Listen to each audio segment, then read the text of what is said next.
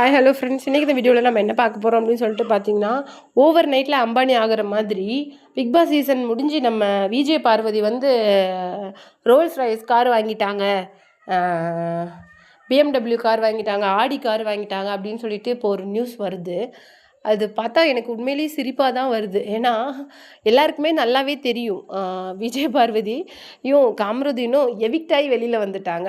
Not a title winner, not a evicted persons. 2 பேருமே red card வாங்கி evict ஆகியிருக்காங்க.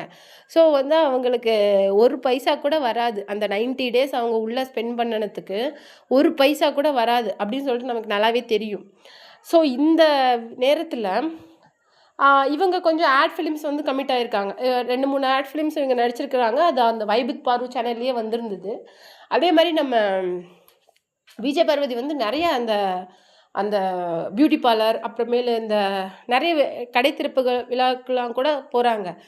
அது ஓகே. ஆனால் கம்ருதீன் வந்து இப்போ ரீசெண்டாக ஒரு மூவியில் கமிட் ஆகிருக்காரு அப்படின்னு சொல்லிட்டு ஒரு இது வந்திருக்குது.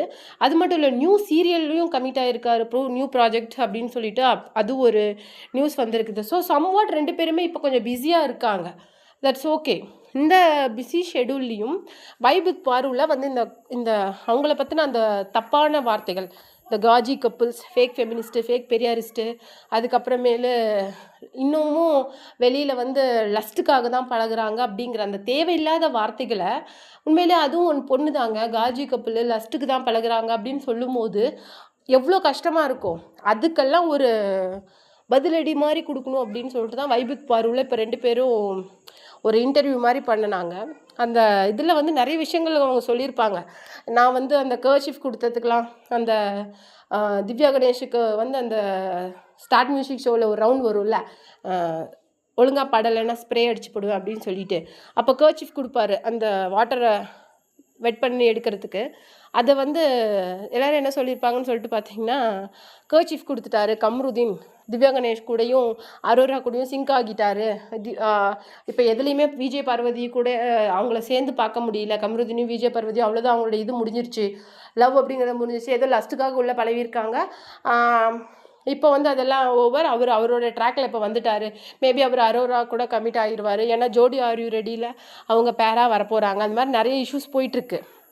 ஆனால் அதுக்கெல்லாம் உண்மையிலே அந்த காஜி கப்புள் அப்படின்னு சொல்கிற அந்த டிப்பிக்கல் வேர்டு வந்து விஜய் பார்வதி ரொம்ப ஹர்ட் பண்ணியிருக்கு. ஏன்னா அவங்க பேசும்போதே சம்வாட் அந்த வாய்ஸ் பிரேக் ஆகி தான் பேசினாங்க. ஏடா அதுக்காகடா பழகனே அப்படின்னு சொல்லிட்டு. ஆனால் ஒரு விஷயம் என்னென்னா, கம்ருதீனுக்கு அம்மா கிடையாது, விஜய் பார்வதிக்கு அப்பா கிடையாது. சம்வாட் இந்த ஸ்பேஸை 2 பேருமே ஃபில்லப் பண்ணிக்கிட்டாங்க அவங்க லைஃப்பில்.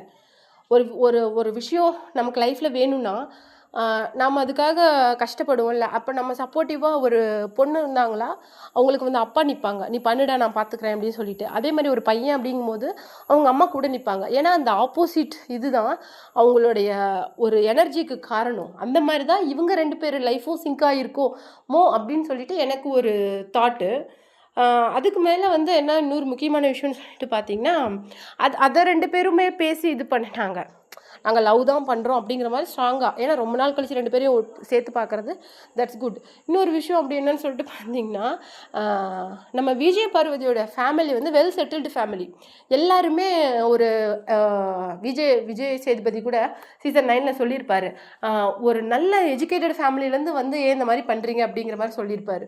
ஆனால் டாக்டர், லாயர், அந்த மாதிரி எல்லாருமே ஒரு ப்ரொஃபஷ்னலாக ஒரு பிளேஸில் தான் இருக்காங்க. விஜய் பார்வதி மட்டும்தான் சினி ஃபீல்டுக்குள்ளே வந்திருக்காங்க, மீடியா லைஃப்பில் வந்திருக்காங்க.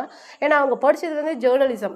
ஸோ வந்து அவங்களுக்கு வந்து ஆரம்பத்திலே சொல்லியிருப்பாங்க, எனக்கு வந்து லைஃப்பை எக்ஸ்ப்ளோர் பண்ணுறது ரொம்ப பிடிக்கும், நிறைய ட்ராவல் பண்ணணும், நிறைய விஷயங்களை கற்றுக்கணும், புதுசாக லைஃப்பை பார்க்கணும் அப்படின்னு சொல்லியிருப்பாங்க. ஸோ வந்து அதனால் அவங்க ஜேர்னலிஸ்ட் ஆகிட்டாங்க. மேபி ஒரு நார்மல் ஒரு செலிப்ரிட்டினா அவங்களும் செலிப்ரிட்டி தான். சீரியல் ஆர்டிஸ்ட்டாக இருக்கட்டும், இல்லை வேறு எந்த சீரியல் ஆங்கர்ஸாக இருக்கட்டும், யாராக இருக்கட்டும், அவங்க எல்லாருமே செலிப்ரிட்டிஸ் தான். அவங்களுடைய அந்த காஸ்டியூம், மேக்கப் எல்லாமே அவங்க செலவு பண்ணி தான் ஆகணும்.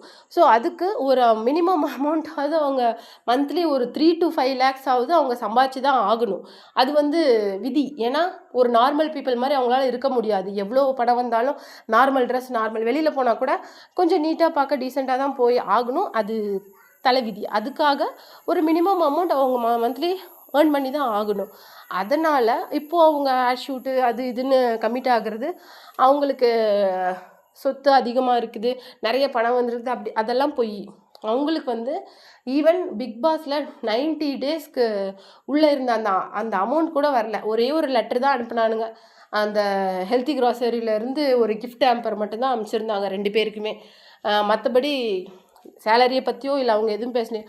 அவங்க வந்து ரிவோக் ரெட் கார்டு அப்படிங்கிறதுக்காக அதை பிரேக் பண்ணிவிட்டு ரெட் கார்டை அவங்கள அந்த ஃபினாலேக்கு கூப்பிட்டதே வந்து விஜய் டிவி பெரிய விஷயம். அது உண்மையிலேயே ஃபஸ்ட் டைம் மொத்த சீசன் 9 சீசன் முடிஞ்சிருக்குது. இதில் வந்து ஒரு பர்சனோட ரெட் கார்டை வந்து கேன்சல் பண்ணிவிட்டு அவங்கள கெஸ்ட்டாக ரெக்வஸ்ட் பண்ணி பண்ணுறது இட்ஸ் அ பிக் திங்.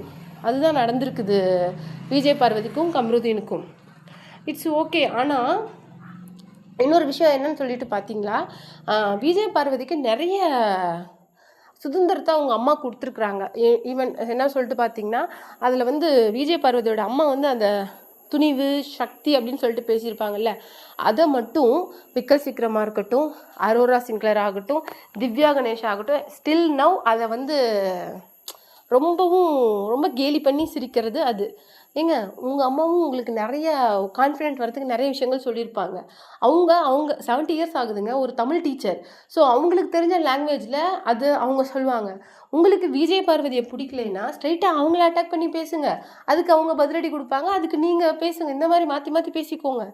அதுக்காக 70 இயர்ஸ் கடந்த இதை அவங்க சொன்னதை போய் ஒரு பப்ளிக் ஷோவில் இல்லை விக்கல் விக்ரம் அவருடைய யூடியூப் சேனலில் பேசுனது துணிவு சக்தி அப்படின்னு சொல்லிட்டு விக்கல் விக்ரமை ப்ரமோட் பண்ணினதே அவங்க சேனல் தான். அவங்க அந்த ஹரி அவங்கெல்லாம் வீடியோ போடலைன்னா விக்கல் விக்ரம் அப்படிங்கிற ஒரு ஆள் சீசன் 9 இருந்ததே யாருக்குமே தெரிஞ்சிருக்காது. அந்த மாதிரி விஜய் பார்வதியோட அம்மாவை கலாய்ச்சி தள்ளியிருக்கிறாங்க. உண்மையிலே அதுலேயும் அந்த பொண்ணு ரொம்ப ஹர்ட் ஆச்சு. அதாவது அதை என்ன சொல்லியிருக்காங்க, வைபுத் பாருவில் அப்படின்னு சொல்லிட்டு பார்த்தீங்கன்னா, என்னுடைய அம்மா வந்து என்னுடைய ஸ்ட்ரென்த் மாதிரி. ஈவன் சபரி வந்து என்னை கிக் பண்ணனப்போ நான் என்ன பயந்துட்டேன்னா, எனக்கு வலிக்கிறத விட அம்மா ஏதாவது பார்த்து இதை பயந்துடுவாங்களா, ஏன்னா இந்த கேம் வந்து இவ்வளோ ரொம்ப ஹார்ஷாக போயிட்டுருக்கு, நம்ம பொண்ணுக்கு ஏதாவது ஆகிடுமா அப்படின்னு சொல்லிட்டு அம்மா பயந்துடுவாங்களான்னு தான் நான் ஃபீல் பண்ணே தவிர எனக்கு வலிச்சதை எனக்கு அது பெருசாகவே இல்லை. ஏன்னா நானே அதை ஸ்போர்ட்டிவாக தான் எடுத்துக்கிட்டேன். ஸோ அது எனக்கு ஒன்றும் பெருசாக தெரியல அப்படின்னு சொல்லியிருந்தாங்க. அதை போய் கேலி பண்ணுறது இட்ஸ் ட்ரூலி எப்படி சொல்கிறது, ரொம்ப ஒரு கேவலமாக இருக்குது உண்மையை சொல்லப்போனால். நீங்கள் ஒரு செலிப்ரிட்டி ஆகட்டும், இதுக்கு மேலே மூவிஸ் கமிட் ஆவீங்க, ஆட் ஷூட்டிங் பண்ணுவீங்க, என்ன வேணாலும் பண்ணுவீங்க. ஆனால் இந்த மாதிரி நம்மளோட எல்டர் பர்சன்ஸை வந்து கேலி பண்ணி பேசுகிறது ரொம்ப தப்பு. அவங்க பொண்ணோட அந்த ஒரு என்ன சொல்கிறது, அவங்கள என்கரேஜ் பண்ணுறதுக்காக என்ன வேணாலும் ஒரு தாய் சொல்லுவாங்க, உன்னால் முடியும். அதை வந்து அவங்க பப்ளிக்காக சொன்னது தான் அவங்க பண்ணின பெரிய தப்பு. ப்ரைவேட்டாக சொல்லியிருந்துருக்கலாம் மேபி. அது வந்து இன்றைக்கி ஒரு காமெடி ட்ரெண்டாக போயிடுச்சு. இதை பற்றி நீங்கள் என்ன நினைக்கிறீங்க அப்படிங்கிற உங்களுடைய கருத்துக்களை மறக்காமல் சிபி ட்ரெண்டிங்கில் சொல்லிவிடுங்க.